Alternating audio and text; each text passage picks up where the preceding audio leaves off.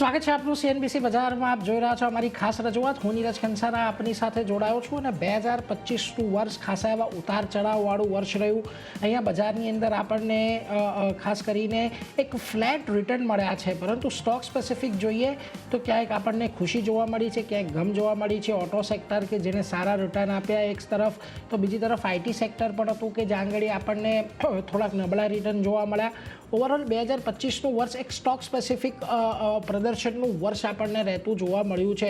જોકે મોટેભાગે આપણે 2020થી 2024ની અંદર બજારના જે રિટર્ન બન્યા ત્યારબાદ બજારમાં એક કન્સોલિડેશન આવી એવી એક અપેક્ષા 2025ની અંદર હતી, એટલે એ જ પ્રકારેનું વર્ષ આપણને રહેતું જોવા મળ્યું. પરંતુ હવે અહીંયાથી 2026ની અંદર આપણે પ્રવેશવા જઈ રહ્યા છીએ અને 2026નું વર્ષ થોડુંક સારું રહે એવી અપેક્ષા છે, કારણ કે એક તરફ અહીંયાથી આપણને ટ્રેડ ડીલ થવાની આશા છે, બીજી તરફ અર્નિંગ્સ પિકઅપ જે થઈ રહ્યો છે એને લઈને થોડુંક બજાર આશાન્વિત બની રહ્યું છે. અને ખાસ કરીને જે પ્રકારે આઈપીઓ અને નવી નવી કંપનીઓ બજારમાં આવી રહી છે તે બજારની અંદર ઉત્સાહ ભરી શકે એવી એક અત્યારે તો અપેક્ષા છે. તો 2026ના વર્ષમાં તમારે સ્ટોકમાં કયા સ્ટોકમાં રોકાણ કરવું જોઈએ, કયા સ્ટોક એવા છે કે જેની પ્રોસ્પેક્ટ અત્યારથી આપણને સારા લાગી રહ્યા છે, એ બધા પર આજે ચર્ચા આપણે કરવાની છે. અને આપણી ચર્ચામાં અત્યારે આપણી સાથે તેજી મંદીના જતીન ગેડિયા, બુલંજા પોર્ટફોલિયોના વિરાજ જગલ અને સીડબ્લ્યુ અને રાકેશ પૂજારા જોડાઈ ગયા છે. વિરાજજી, જતીનજી અને રાકેશજી, આપ ત્રણેયનું ખૂબ ખૂબ સ્વાગત. Very good afternoon. અને ખાસ કરીને શરૂઆત સૌથી પહેલાં તો એક માર્કેટના વ્યૂથી કરવી છે. રાકેશજી, સૌથી પહેલાં તમારી પાસે આવીશ. ઓવરઓલ 2025નું માર્કેટ આપણે જોયું ઉતાર ચઢાવવાળું રહ્યું. નવા હાઈ પાસે આપણે ગયા, પરંતુ ત્યાંથી કોઈ મોટી તેજી ન આવી, ત્યારબાદ ફરી પાછા કન્સોલિડેશનમાં આવી ગયા. કઈ રીતે હવે 2026ના માર્કેટને ઓવરઓલ તમે ખાસ જોઈ રહ્યા છો? ની આશાઓ મને લાગે છે કે 2026માં પૂરી થશે અને બજાર ન્યૂ હાઈ તરફ જશે અને સારું એવું મને લાગે છે કે ન્યૂ હાઈ તો ક્રોસ કરશે જ, પણ એટ ધ સેમ ટાઈમ એક સારા માર્જિનથી ક્રોસ કરશે. કારણ કે જે બજારને મહેનત કરવી હતી 2025માં કરી ચૂકી છે, ઉપર નીચે 3 વખત 4 વખત 5 વખત થયું, ઓલ ટાઈમ હાઈ પર તરફ આવે છે અને પછી પાછું નીચે ચલું જાય છે, પાછું ઉપર આવે છે, પાછું નીચે ચલું જાય છે. આ મલ્ટિપલ અટેમ્પ પછી આજે 26,000ની ઉપર કન્ટિન્યુઅસ ઘણા વખતથી ટકેલું છે અને આવનારા સમયમાં મને એવું લાગે છે કે આ કમ્ફર્ટેબલી ક્રોસ કરશે અને બજાર નવા હાઈ તરફ જશે અને નવા હાઈ તરફ એક સારા માર્જિનથી જશે. એટલે જો એક સારી તેજીની અપેક્ષા ખાસ કરીને અહીંયાથી બનતી દેખાઈ રહી છે અને એક સારી નવા શિખર બનશે, પરંતુ એક સારા માર્જિનથી બનશે એવી એક અપેક્ષા છે. જતીનજી, તમારો પણ એક મત ખાસ કરીને 2026ના માર્કેટને લઈને, જે પ્રકારે આપણને ઉતાર ચઢાવવાળું વર્ષ જોવા મળ્યું છે, પરંતુ એક જો આખા વર્ષની પરિપાટીએ જોઈએ તો આપણને એક મોટે ભાગે કન્સોલિડેશન જ બજારમાં રહેતું દેખાયું છે. 2026 અહીંયાથી કોઈક વધારે પોઝિટિવ આપણા માટે નીવડી શકે એવી કોઈ અત્યારે આપને આશા બની રહી છે? First of all good afternoon everybody. તો અમારું જે તેજી મંદી રિસર્ચ ટીમનો વ્યૂ છે કે ક્યાંય ને ક્યાંય આપણે એક યર ઓફ કન્સોલિડેશન જોયું છે. ઓવરઓલ મિડ કેપ સ્મોલ કેપમાં સારું એવું આપણને કરેક્શન જોવા મળ્યું છે, જેના કારણે અત્યારે કરંટ લેવલ્સથી પણ થોડુંક અત્યારે લાગે છે કે એક સારો એવો ઉછાળો આવી શકે અને ત્યારબાદ આપણને એક રેલી પણ જોવા મળી શકે ડ્યુરિંગ ધ યર 2026. તો it was a year of consolidation, yes definitely. અને અમને લાગે છે કે આ જે કન્સોલિડેશન થયું છે ત્યાં આપણે વધારે જે લાર્જ કેપ્સ છે એમાં એણે એના લેવલ્સ હોલ્ડ કર્યા છે અને જે ફ્રોથ જે કહીએ કે ઓવરબોટ લેવલ્સ હતા મિડ કેપ અને સ્મોલ કેપ સ્પેસમાં, ત્યાં પણ આપણને કૂલ ઓફ જોવા મળ્યું છે. તો આ બધા રીઝન્સ છે કે જેના કારણે લાગે છે કે આવતો વર્ષ કરંટ વર્ષથી ડેફિનેટલી એક બ્રાઇટર અને મોર હેલ્ધી રિટર્ન્સ લઈને આવશે 2026. 2026 એક હેલ્ધી રિટર્ન લઈને આવશે એવી એક અપેક્ષા અહીંયાથી ખાસ કરીને આપણને અહીંયાથી બનતી દેખાઈ રહી છે, એટલે એના પર એક ફોકસ ખાસ રાખતા રહીશું. વિરાટજી પણ આપણી સાથે જોડાયેલા છે. વિરાટજી, તમારી પાસેથી એક સેક્ટર સ્પેસિફિક ખાસ કરીને વ્યૂ જાણવો છે, કારણ કે જુઓ આપણે આ વર્ષની અંદર એવું એક ટ્રેન્ડ જોવા મળ્યો કે જ્યાં આગળ ફાઇનાન્શિયલ સર્વિસીસ, પીએસયુ, બેંક, આ બધી જગ્યા પર એક સારા રિટર્ન જોવા મળ્યા, ઓટોમાં એક સારા રિટર્ન જોવા મળ્યા, પરંતુ સામે પક્ષે તમને આઈટી છે કે અન્ય સેક્ટર્સ છે કે જ્યાં આગળ થોડા ઘણા આપણને ખાસ કરીને રિયલ્ટી છે ને એ બધામાં થોડાક નબળો રહેતું જોવા મળ્યું છે. ઓવરઓલ હવે આપની શું અપેક્ષા છે અહીંયાથી 2026માં કયું સેક્ટર થોડું સારું પરફોર્મ કરી શકે છે? અત્યારના આપણે વાત કરીએ તો મને અહીંયાથી નિફ્ટી આઈટી એક સારી એવી મોમેન્ટમ આપે એવું લાગી રહ્યું છે, કારણ કે ઘણી બધી વસ્તુ આપણી અત્યારના ડિપેન્ડન્ટ છે યુએસ ઇન્ડિયા ડીલ સાથેની. તો પોસિબલી અગર જો અહીંયાથી આપણને ઈસ આવતું જોવા મળે તો ફરીથી આઈટી કંપનીમાં એક ઉછાળ આવતો જોવા મળે છે. જે રીતના આપણે યુએસડી ડોલરને આપણે જોઈ રહ્યા છે કન્ટિન્યુઅસલી, ત્યાં આપણને એક મોમેન્ટમ પોઝિટિવ સાઈડની આવતી જોવા મળી રહી છે, જેની પણ ઇમ્પેક્ટ આપણને આઈટી કંપનીઝને આવતી જોવા મળી શકે છે. અને ક્યાંક ને ક્યાંક અત્યારના ઘણા ઇમ્પોર્ટન્ટ લેવલ પાસે આપણને ઓવરઓલ આઈટી ઇન્ડેક્સને જોવા જઈએ તો અત્યારના કામકાજ કરતું જોવા મળી રહ્યું છે. 39,000 નો લેવલ ઘણો ઇમ્પોર્ટન્ટ છે આખા ઇન્ડેક્સને ઓવરઓલ જોવા જઈએ તો, જે આપણે કન્ટિન્યુઅસલી એક હર્ડલ ફેસ થતો જોવા મળી રહ્યો છે 39,000 લેવલની આસપાસ, જ્યાં પ્રીવિયસલી પણ આપણને એક હર્ડલ બનતું જોવા મળ્યું હતું. પરંતુ જો અહીંયાથી અગર 39,000 લેવલ સરપાસ થાય છે અને પોઝિટિવ મુવમેન્ટ અહીંયાથી બનતી જોવા મળે તો કદાચિત ઉપરમાં આપણને 42,000 થી લઈને 44,000 સુધીના લેવલ્સ ઓપન થતા જોવા મળી શકે છે. તો ક્યાંક ને ક્યાંક આઈટી અહીંયાથી એક પોઝિટિવ મોમેન્ટમમાં આપણને કામકાજ કરતી જોવા મળી શકે છે. આઈટીમાં સ્ટોક સ્પેસિફિક મોમેન્ટમ પણ આપણે જોઈએ તો ઓલમોસ્ટ ઘણા બધા અત્યારના આપણને આઈટી કાઉન્ટર્સ છે જે રાઉન્ડિંગ બોટમ ફોર્મ કરતા જોવા મળી રહ્યા છે, જેનું બ્રેકઆઉટ આપણને અહીંયાથી મોમેન્ટમ પોઝિટિવ સાઇડની યથાવત રીતે જોવા મળે તો એમાં પણ આપણને બ્રેકઆઉટ આવતો જોવા મળી રહ્યા છે. તો સ્ટોક સ્પેસિફિક પણ અગર જોઈએ તો આઈટી કંપનીના સ્ટોક પણ સારા લાગી રહ્યા છે, અને ઓવરઓલ ઇન્ડેક્સ અને સેક્ટરને પણ જોઈએ તો સારા લેવલ્સ પર આપણને કામકાજ કરતું જોવા મળી રહ્યું છે. તો અહીંયાથી પોસિબલી 2026માં આપણને આઈટીમાં સારી એવી મુવમેન્ટમ આવતી જોવા મળે. આઈટીમાં એક સારી મોમેન્ટમ આવતી જોવા મળશે, એટલે એના પર પણ એક ધ્યાન રાખીશું. ઓવરઓલ ન માત્ર સેક્ટર પરંતુ સ્ટોક સ્પેસિફિક પણ અહીંયા આપણને એક સારા ઉછાળા રહેતા જોવા મળી શકે છે. વેલ, શરૂઆત કરીએ હવે આપણે 2026ના ટોપિક્સની, કે જેના માટે આજે આપણે ખાસ મળ્યા છીએ. સૌથી પહેલાં રાકેશજી, આપની પાસે જ આવીશ. 2026 માટે આપની પહેલી પસંદગી આજે ખાસ ક્યાં રહેશે? પહેલી પસંદગી મારી જે આ વર્ષનું જે ટોપ પરફોર્મર છે એનબીએફસી સેક્ટર એમાંથી છે, અને એ પસંદગી મારી છે આઈઆઈએફએલ ફાઇનાન્સ. કાલે એમાં સારું એવું પ્રાઇસ વોલ્યુમ બ્રેકઆઉટ હતું. આજે લગભગ ફ્લેટ છે, પણ મને એવું લાગે છે કે આવનારા સમયમાં એ બહુ સારું કરી શકે છે. 602 નો ભાવ છે, એને લગભગ 550ની આજુબાજુનો સ્ટોપ લોસ રાખી અને 700-750 લેવલ માટે એને હોલ્ડ કરવા જેવું લાગે છે. પ્રાઇસ સ્ટ્રક્ચર ઘણું પોઝિટિવ છે. ડેલી, વીકલી, મંથલી બધા જ ટાઈમ ફ્રેમ પર ટ્રેન્ડ પોઝિટિવ છે, મોમેન્ટમ પોઝિટિવ છે, ને રિલેટિવ આઉટ પરફોર્મન્સ છે. ભાવ બધા જ મૂવિંગ એવરેજની ઉપર છે અને મૂવિંગ એવરેજ રાઇઝિંગ છે. એટલે આ બધું એક બધા જે બોક્સ છે ટીક થઈ છે. એટલે મારી પહેલી પસંદગી છે આઈઆઈએફએલ ફાઇનાન્સ. એટલે જો અહીંયાથી રાકેશજીની પહેલી પસંદગી જે તે આપણને આઈઆઈએફએલ ફાઇનાન્સ પર આવતી જોવા મળી રહી છે. એના પર ધ્યાન રાખજો. એક 550નો સ્ટોપ લોસ અહીંયા રાખો. 700થી 750 સુધીના એક લક્ષ્યાંક આપણને જોવા મળી શકે છે. આ સેક્ટર એક આખું એવું રહ્યું છે કે જેણે 2025માં પણ સારું પરફોર્મ કર્યું છે, પરંતુ એમાંથી આઈઆઈએફએલ ફાઇનાન્સ પાસે એવી અપેક્ષા કે 2026માં પણ એ સારું કરશે. જતીનજી, આપની પહેલી પસંદગી આજે કયા સેક્ટરમાંથી અને કયા સ્ટોકની રહેશે? તો અમારી પહેલી પસંદગી રહેશે સિમેન્ટ સ્પેસમાંથી જે ફ્રન્ટલાઇન સ્ટોક છે અલ્ટ્રાટેક સિમેન્ટ. તો અગર જો ટેકનિકલી વાત કરું તો 3 મહિનાના એક ફોલિંગ ચેનલમાંથી બ્રેકઆઉટ થયો છે સારા એવા વોલ્યુમ સાથે. ટ્રેન્ડ રિવર્સલના સંકેત છે, અને અમને લાગે છે કે આ સિમેન્ટ સ્પેસમાં કંઈ ના કંઈ મને લાગે છે કે બજેટમાં પણ સારું એવું અનાઉન્સમેન્ટ આવશે, ઇન્ફ્રા સ્પેસ રિલેટેડ અનાઉન્સમેન્ટ આવશે, જેના કારણે સિમેન્ટ કંપનીઝમાં આપણને એક સારો એવો અપમૂવ જોવા મળી શકે ડ્યુરિંગ ધ યર 2026. તો અલ્ટ્રાટેક સિમેન્ટ અમારી પ્રિફર્ડ પિક રહેશે સિમેન્ટ સ્પેસમાંથી. કરંટ લેવલ્સથી પણ બાઇંગ કરવાની સલાહ રહેશે. ઓવરઓલ અમને લાગે છે કે 13,000 સુધીના લક્ષ્યાંક આપણને જોવા મળી શકે, અને સ્ટોપલોસ આપણે રાખવાનો રહેશે 11,200નો. એટલે જો જે સેક્ટરમાં થોડુંક આપણે છેલ્લા ઘણા સમયમાં અંડર પરફોર્મન્સ રહ્યું છે, ત્યાં આગળ એક રિવાઇવલની અપેક્ષા, આમ પણ થોડીક રિવાઇવલના સાઇન્સ આ બધા સિમેન્ટ સ્ટોકમાં આપણને છેલ્લા 1-2 અઠવાડિયામાં મળ્યા છે. પરંતુ એમાંથી અલ્ટ્રાટેક સિમેન્ટને પસંદ કરો. 11,200નો સ્ટોપ લોસ અને 13,000ના લક્ષ્યાંક અહીંયા તમને આવતા જોવા મળી શકે છે.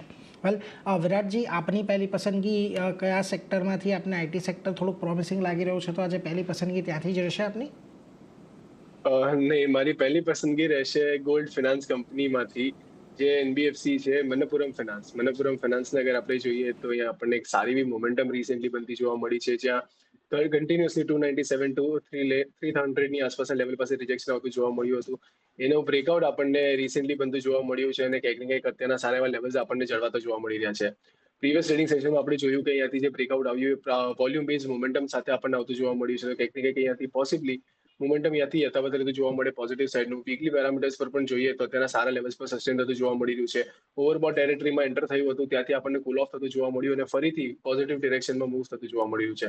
તો બધા જ ફ્રન્ટ પર અત્યારના ઘણું પોઝિટિવ લાગી રહ્યું છે. મનપ્પુરમ ફાઇનાન્સ જ્યાં તમે જોઈ શકો છો કે ઉપરની સાઈડ પર 350 થી લઈને 375 સુધીના લેવલ્સ આપણને હાયર એન્ડ પર બનતા જોવા મળી શકે, જ્યાં નીચેની સાઈડ પર સ્ટ્રોંગ સપોર્ટ આપણને બનતો જોવા પાસે. તો 280 ના સ્ટોપ લોસને ધ્યાનમાં રાખો અને ઉપરમાં તમે એક સારી મોમેન્ટમ બનતી જોવા મળી શકે છે મનપ્પુરમ ફાઇનાન્સ માટે. એટલે જો અહીંયાથી ખાસ કરીને મણપ્પુરમ ફાઇનાન્સ પર નજર રાખજો. 280નો એક સ્ટોપ લોસ તમારે અહીંયાથી ધ્યાને રાખવાનો છે. 350 375 સુધીના લક્ષ્યાંક અહીંયાથી તમને આવતા જોવા મળી શકે છે, એટલે એના પર એક ફોકસ તમારે ખાસ કરીને અહીંયાથી રાખવાનો છે.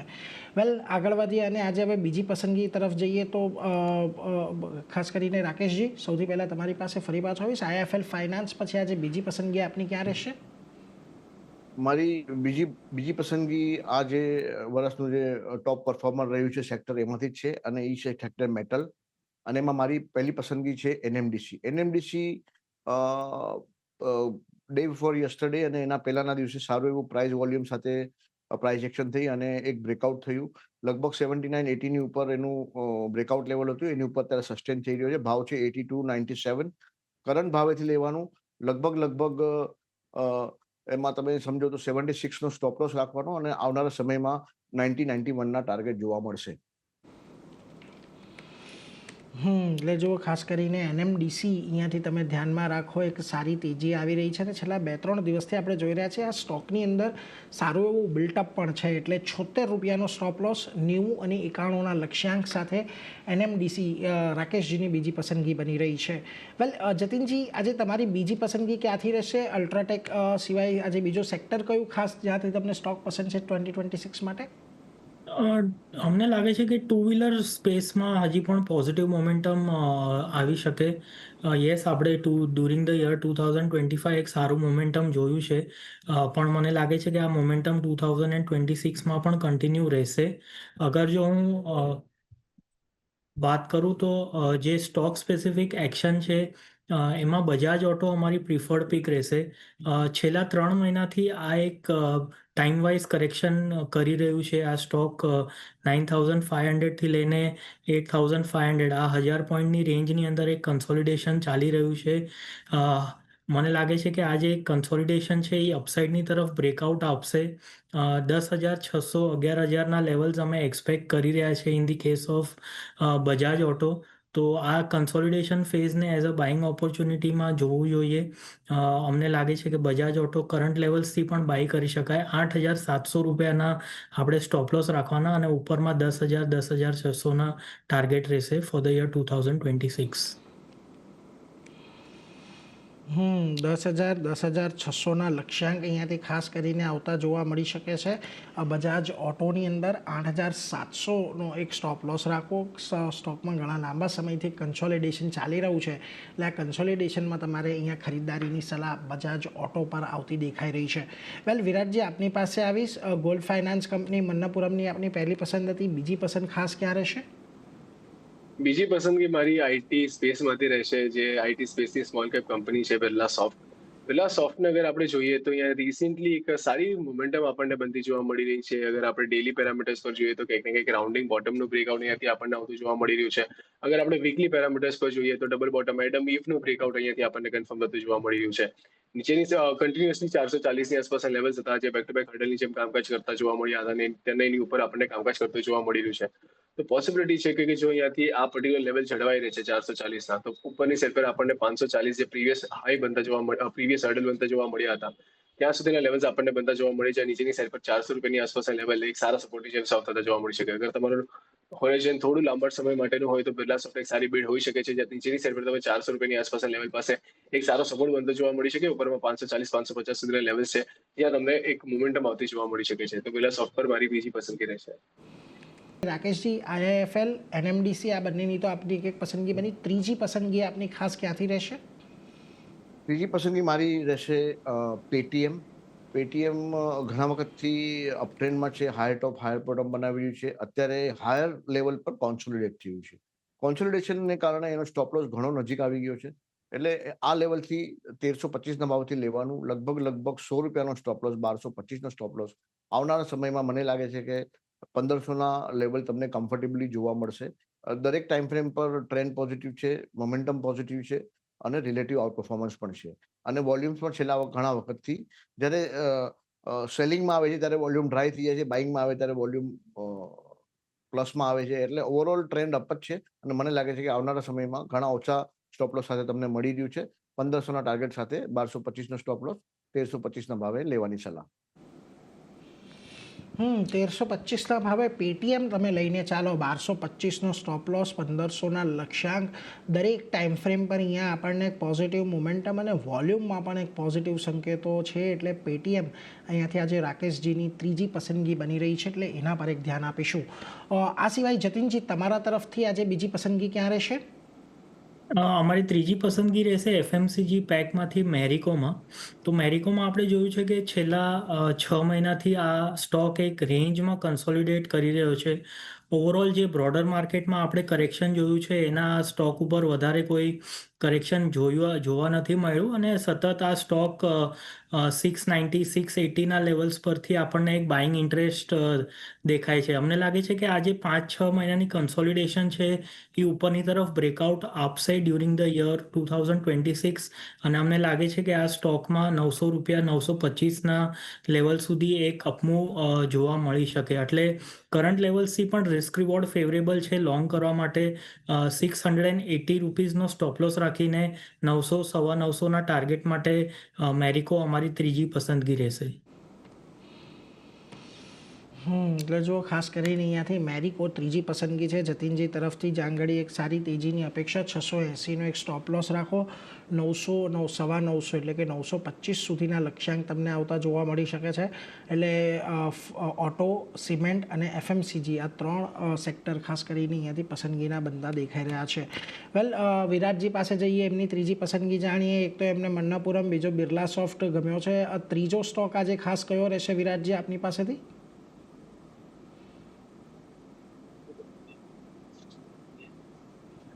અનમ્યુટ કરવું પડશે વિરાટજી.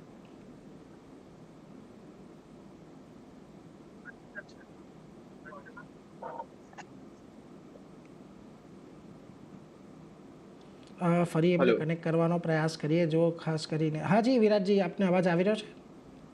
Am I audible? હા, પ્લીઝ તમારી ત્રીજી પસંદગી જણાવજો આજની. યસ, તો મારી ત્રીજી પસંદગી કન્સ્ટ્રક્શન કંપની રહેશે, ગવર્મેન્ટ કન્સ્ટ્રક્શન કંપની એનબીસીસી રહેશે. એનબીસીસીને અગર આપણે જોઈએ તો રિસેન્ટલી એક સારું એવું બ્રેકઆઉટ આપણને આવતું જોવા મળ્યું. ડેલી પેરામીટર્સ પર જોઈએ તો સિમેટ્રિક ટ્રાયંગલનું બ્રેકઆઉટ આવતું જોવા મળ્યું છે. સારા એવા વોલ્યુમ જનરેટ થતા જોવા મળ્યા છે. આજના દિવસમાં 4% ઉછાળો આપણને આ પર્ટિક્યુલર કાઉન્ટરમાં આવતો જોવા મળી રહ્યો છે. તો પોસિબલ છે કે અહીંયાથી આપણને મોમેન્ટમ યથાવત રહેતી જોવા મળી શકે છે. 118 119 આસપાસના લેવલ હતા જે પ્રીવિયસલી સ્ટ્રોંગ હર્ડલની જેમ કામ કરતા જોવા મળ્યા હતા અને એ લેવલ્સને સરપાસ કરીને એની ઉપર આપણને કામકાજ કરતું જોવા મળી રહ્યું છે અને સસ્ટેન આપણને ઉછાળો યથાવત રહેતો જોવા મળે. ઉપરની સાઈડ પર સૌથી પહેલો લેવલ 130ની આસપાસનો અને જો અહીંયાથી 130ના લેવલ સરપાસ થાય છે તો ઉપરમાં 150 સુધીના લેવલ્સ તમને બનતા જોવા મળી શકે. અને નીચેની સાઈડ પર વાત કરીએ તો ક્યાંક ને ક્યાંક 105ની આસપાસના લેવલ છે જે સારા સપોર્ટની જેમ કામ કરતા જોવા મળી શકે છે. તો અહીંયાથી 105નો સ્ટ્રિક્ટ સ્ટોપ લોસ મેન્ટેન કરો. ઉપરમાં 150 સુધીના લેવલ્સ તમને એનબીસીસીમાં બનતા જોવા મળી શકે છે. ઓવરઓલ પોઝિટિવ આઉટલુક એનબીસીસી માટે. ઓવરઓલ એક પોઝિટિવ આઉટલુક તમને એનબીસીસીની અંદર જોવા મળી રહ્યું છે. જુઓ, 105નો સ્ટોપ લોસ, 150ના લક્ષ્યાંકની સાથે.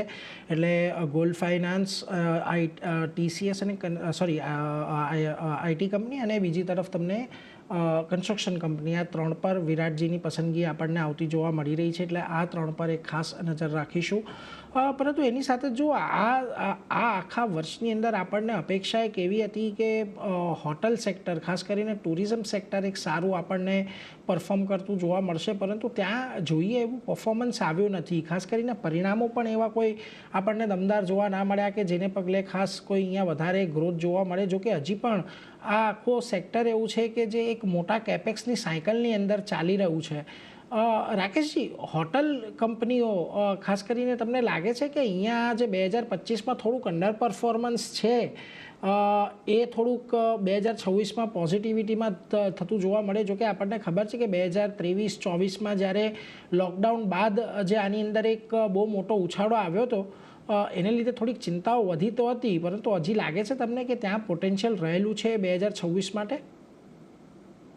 બેઝિકલી તમે જે કહ્યું એ પ્રમાણે જ્યારે કોવિડમાં ડિમાન્ડ કોલેપ્સ થઈ અને ટુરિઝમ સેક્ટર કમ્પ્લીટલી હોલ્ડ થઈ ગયું અને પછી જ્યારે નોર્મલાઇઝ થઈ ત્યારે પેન્ટઅપ ડિમાન્ડ આવી. પેન્ટઅપ ડિમાન્ડ લગભગ 2021-22માં જ્યારે સેકન્ડ વેવ આવ્યો ત્યાર પછી તમને પેન્ટઅપ ડિમાન્ડ જોવા મળી અને એને કારણે ટુરિઝમ એકદમ જ પીક પર આવી ગયું અને મને લાગે છે કે ટુરિઝમનો પીક થયો આપણો કુંભ મેળા સાથે. કુંભ મેળા તમે જુઓ તો કરોડો લોકો કુંભ મેળામાં ગયા અને એને કારણે મને એવું લાગે છે કે જે ટ્રાવેલનું હતું એ 2025નું પીક થઈ ગયું ત્યાં અને હવે મને લાગે છે કે 2026માં લોકો નવું પ્લાનિંગ કરશે અને નવું ટ્રાવેલિંગ પ્લાન કરશે. પર્ટિક્યુલરલી પિલગ્રિમેજ ટિયર 2 ટિયર 3 સિટીઝમાં જે પિલગ્રિમેજ છે ત્યાં મને લાગે છે કે આવનારા સમયમાં ઘણું ટ્રાવેલિંગ જોવા મળી શકે એમ છે.